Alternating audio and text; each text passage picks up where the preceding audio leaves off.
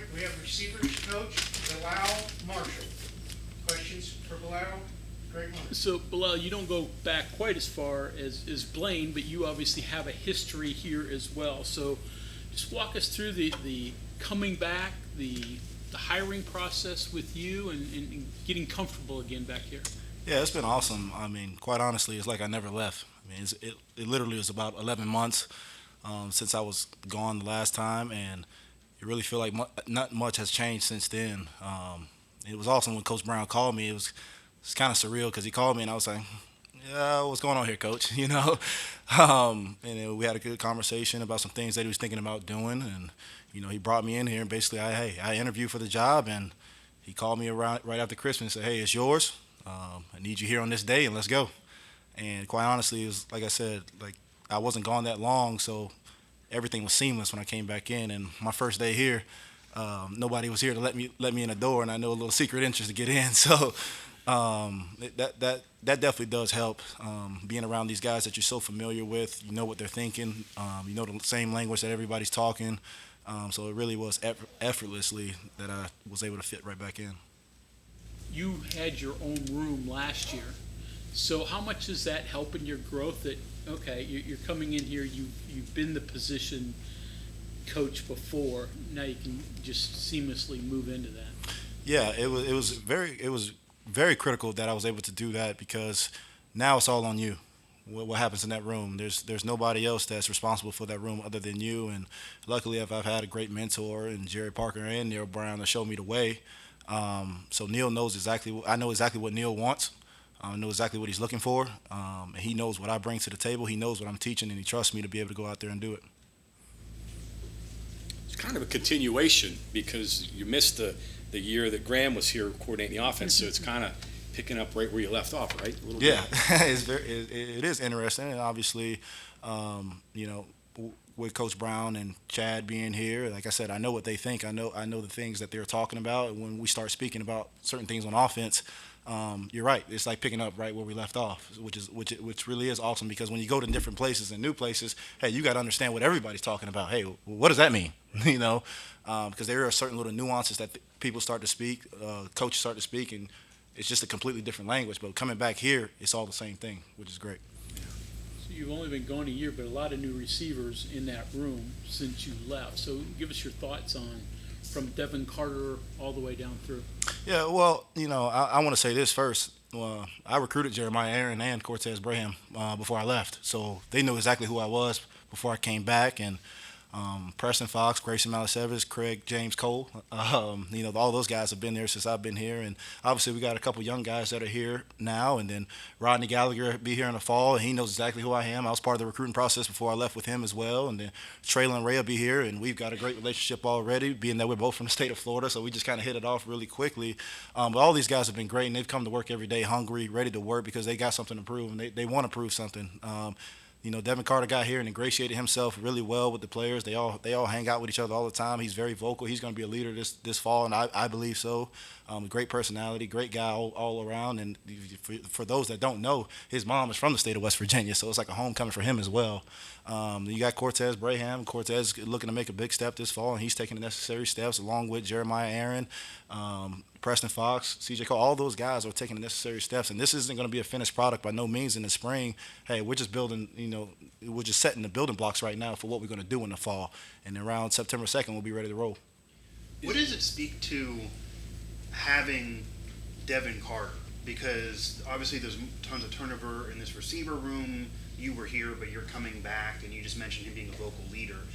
Just exactly how important is it to have a veteran player like Devin Carter a part of this room versus if you didn't and it was just a whole group of inexperienced I think it is crucial to have somebody that has been a 4-year starter and he knows what big time football looks like, and he's able to lead by example and also pull guys along. Now if you didn't have somebody in that role, hey, you'd have to build that person, whoever it is, and create it, whoever that may have to be. But it does help that he's a guy that naturally just does, and people naturally just gravitate towards him. Well, can you talk about the lifestyle for players at VMI? Say that one more time. The lifestyle for players at VMI? Yeah, it's definitely unique, and being that it's a military school, there's things that you got to deal with outside of just being a student athlete. Hey, you're a student athlete and a cadet. And those guys, they wake up every morning with the sound of a horn, and they better be out there at 7 a.m. in formation before the day gets started. And there's little things, and hey, they don't sleep in apartments. They sleep in barracks. It ain't dorms, it's barracks. And they're all there right by each other, and it really is a brotherhood because they all go through shared sacrifice together. It is a unique place. But those guys, they are special because of what they go through, and that goes for any military academy. That guys that play athletics as well. Like, it ain't easy. And I used to tell those guys all the time, hey, you guys are special. I don't know if I could have did this, y'all. I'm just being honest. But those guys are great. They were tough. They were good guys, and it is what it is. It definitely did because it is a smaller school. It is more of an academic school than it is an athletic school, and there's not as many resources obviously when it comes to athletics. So hey, you got to be a guy that goes out there and do everything. If the lights ain't on, if the lights aren't off when you leave that building, you better make sure you turn all the lights off. Just little things like that just helps you grow not only as a coach but as a person as well, because you just have to put your hands into so many different things. Yep. You have 1 year, and then everything's flipped upside down. The coach resigns, and you're kind of in limbo for a while until that phone rings. Yeah. I'm sure that's not the situation you want, but that's quite an introduction to the coaching business, right? No doubt. I called Jared Parker right after it happened. And I was like, hey, man, this is a little wild right here. I don't know what's going to happen.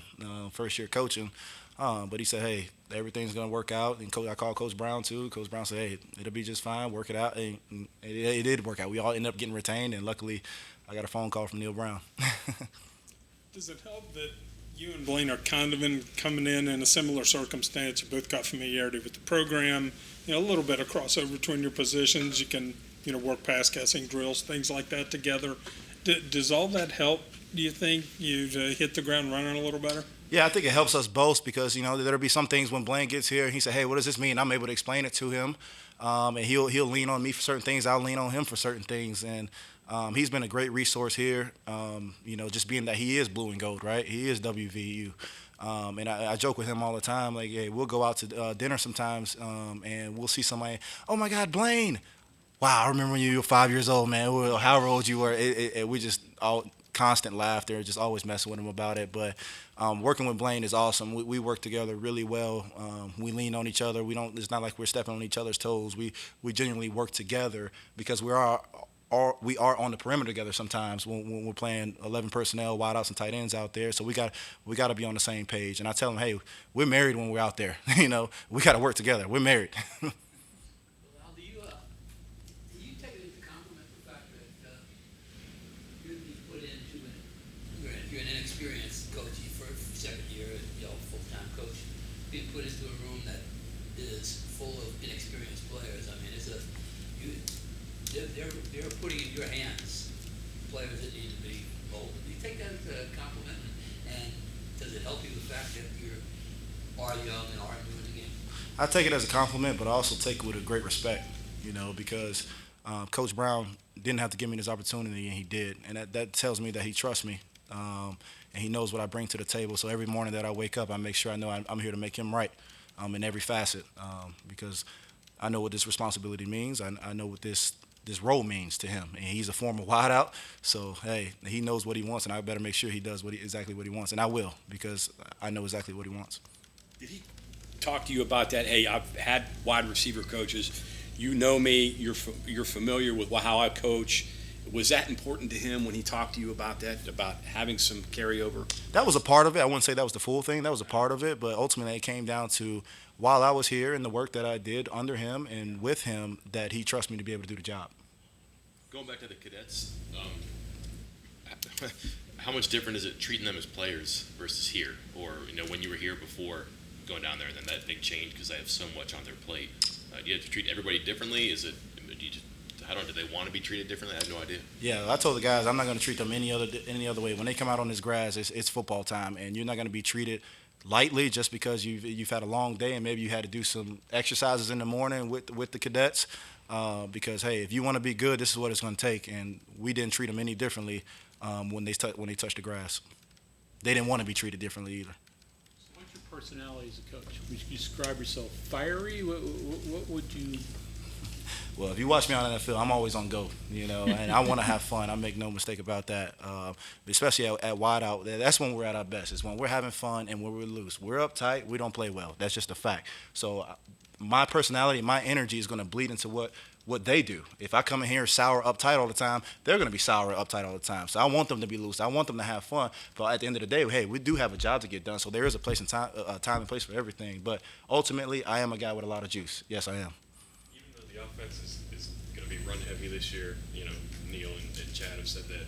How important is it this spring to get receivers who you're going to be able to count on, game one? Yeah, well, guess what? If we're very run heavy and we can't win outside, guess what? You're going to see 11 people in the box all day, So we have to make sure that we do develop wideouts outside that can lighten the box for our guys so we can have C.J. Donaldson run the ball. We can have Tony Mathis run the ball. We can have Jalen Anderson, Jaheim White, all those guys, JJ. We want to make their jobs easy. And in turn, because they're going to make our jobs easy. When we start seeing one-on-one coverage, we want to see man coverage, right? Because it's one-on-one, all right? And when we win, it usually turns into big plays when it's man coverage. There's nobody else out back there. So it is very important that we create guys that can go and win on the perimeter. Is this almost kind of an exciting group to jump back into the swing of things with, just for the fact that, yeah, there's a new receiver room, you do have a veteran, but you also have a whole group of running backs that they're trying to be able to catch passes, a new tight end coming in that can catch passes. Even if the running seems like a focus of the offense, you got a lot of room, a lot of people you can work with. It's going to be very exciting because we do have a lot of weapons on offense, and we're going to be able to do multiple things every single week. We can line up in multiple different personnels and really get as creative as we possibly want. So it is very exciting. Is it hard at all to try to almost massage not everyone's ego, but make sure everybody gets enough looks and gets enough passes? Do you have to worry about that at all, or do you have a lot to deal with? Well, if you listen to Coach Scott, the only thing that matters is production, and the guys that are going to produce are going to be the guys that are on the field. If you ain't producing, you have no room to talk, no room to be upset, and there is no ego massaging around here. The guys, and if you coach that way every single day, they know what to expect. There's no gray area. When you leave a lot of gray area, that's when you get guys that are upset. But if you give clear, defined lines, they'll know, why they're not getting the ball. They'll know why they're not in the game, or whatever that case may be. So, hey, the most important thing is production. You produce, you'll eat. Are you dipping into the running backs at all, because we've been talking about them lining up in the slot and stuff like that. Are you dipping in to help them at all? Hey, we'll put everybody in everywhere. You may see Devin Carter in the backfield. You never know. Is Aaron your stretch guy? Is he your vertical guy right now, of the guys you've got right now? I don't necessarily want to tab one person as that. He's the guy that's going to be able to do it, to be quite honest. But it's my job and my goal to make sure they all can go stretch the field. Because stretching the field is not always about speed. It's not. You have to be able to use techniques to go and get downfield and go eat. Because if you watch Devin Carter today, that you guys were all at practice, hey, you don't look at him. He's not a 4-2 guy, but he'll be able to stretch the field if he does what he's coached to do. Earlier this offseason, Neil mentioned Jeremiah and Cortez as guys that could make big jumps, and he talked about his past and how those junior college guys typically do in their second year. You mentioned recruiting those guys. How much different are they, now than they were back when you were recruiting them and knew them then? Yeah, well, their games have obviously taken a step because they've been in a strength program with Coach Mike, so they've gotten bigger, they've gotten stronger, they've gotten faster. But as far as what they did on the field, I can't really speak to just because I didn't see it in person. I just going off of game tape and what they did while they were in junior college. But they are making steps. They've made steps through January, February, March, and they're going to continue to make steps throughout April. But I enjoy those guys. Like I said, they're very hungry. They want to make the step, and they know they need to make a step for the success of this offense. They all do. The whole room does. What are you able to do with Davis Mallinger? And, obviously he's not practicing, but how much do you teach him? What can you do with him right now? Well, we teach him everything because we're going to give him every opportunity in the fall to show that he can or can't do it. I believe that he will be able to do it. He comes in my office and meets extra. He wants to learn it. And when we have little walkthroughs, we put him out there because he can walk through. And he's done a great job and been very detailed with that. So I'm excited to see him in the fall when we do get him out and see what he can do because I knew when he was in high school, he did some great things and he can run, So it'll be exciting to see what he can do. So you said you knew Rodney and you helped recruit him. What do you see his role? It sounds like he plays quickly. What's his role when he gets here? Well, ultimately everybody's role is going to be determined by what they do in the fall.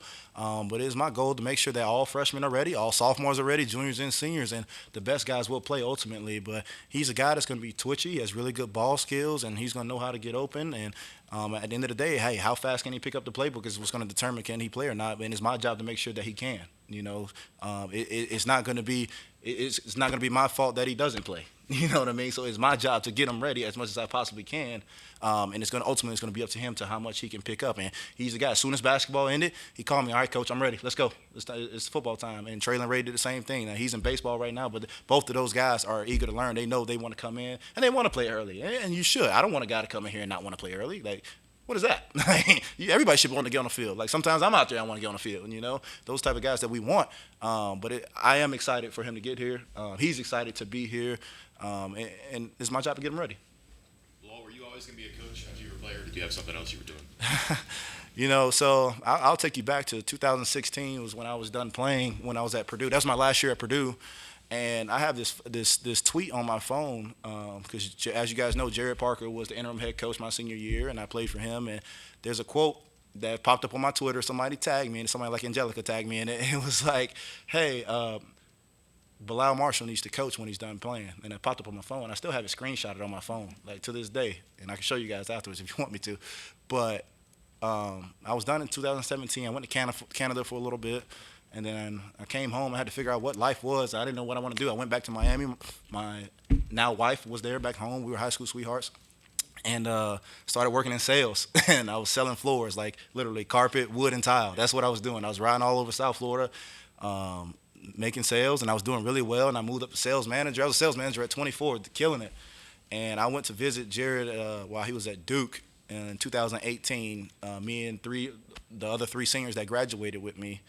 And we just had a boys' weekend, and we hung out. And he said, hey, I want you to work with some of my players. Let's just show them some of the stuff that we used to teach. And hey, I was out of shape at the time. I was like, he wanted us to run routes and do drills. I'm like, coach, like I ain't ran a route in 2 years, like whatever. But all right, we got out there, and we just had fun with his guys and had a good time. It was in the summer, and I don't know, something just started.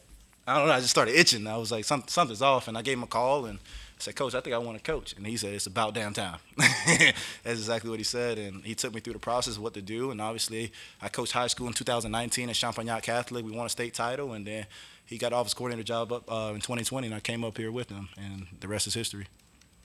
How you doing different sales? Say that again? You're doing different types of sales. Yeah. Hey, guess what? Recruiting is sales, isn't it? That's right. So, hey, and it's all about relationships. So, hey, when people try to sell you something, if you don't like them, don't buy. Hudson Clement, what have you seen from him? Huddy is a guy. He is very talented. He's making steps every day, and it's funny when Neil called me. He said, "Hey, we got a little walk on that's got some talent, man, and if he can hone it, he'll have an opportunity throughout his career." And he's starting to mature and grow every single day, which is awesome to see. But he still has a lot of work to do. But he is a guy, don't be surprised later down, in his career at some point, sometime. And hey, who knows? Maybe this year, you never know. That may be out on that field because he is talented and he got some stuff to him. He's not robotic. Huddy got a little swag to him, and he has fun and he can make plays at the end of the day.